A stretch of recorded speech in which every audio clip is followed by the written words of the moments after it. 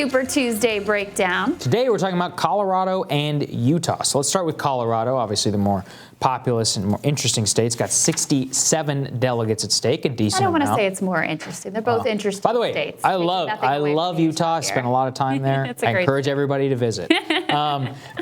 So Sanders currently, this is according to Nate Silver's 538, forecasted to win approximately 33% of the vote in Nevada. The second most likely winner, in Colorado. The second most likely winner is actually Joe Biden, a 1 in 15 chance. So seems to have consolidated there. It seems to make sense to me, right? Like Colorado, despite it is, a little bit more of a toss-up state in terms of the general election sense, but the Colorado Democratic Party, despite having, they have some more of those establishment elements, they've got a big progressive wing in places like Boulder, places like Denver. These are very, very liberal cities, younger population. Their population's been increasing recently because of their economic prospects and all that there. So I actually think it's a decent state for Sanders. Yeah. Absolutely. His messages seem to resonate in particular out there in the Mountain West. As you point out, the demographics are good for him. A lot of young folks, a fairly progressive mindset. You also have a significant Latino population there. It's something we've been talking to Chuck Rocha about. 22% of the population is Latino. Mm-hmm. That means it will be at least that probably in the Democratic primary, possibly more. And we know from talking to Chuck, that's a population they've been working specifically in the state of Colorado for a long time. So they've got 67 delegates at stake, not a small number there, and I think they're fairly well positioned. I will say we spoke with Pete Buttigieg surrogate Jennifer Holdsworth, who said that they're making a play in the state. They'll get something.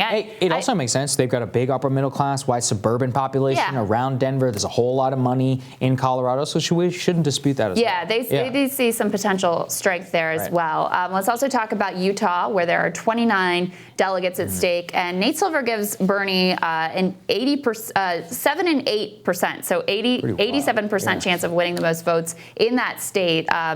Very high up there in terms of how Nate Silver is thinking about this, and it makes sense because again, if you look at the demographics, Utah is actually the youngest state in the country. That's right. So when you think about the overwhelming response that young people have for Bernie Sanders, that shows up as a real asset in a state like Utah. It certainly does.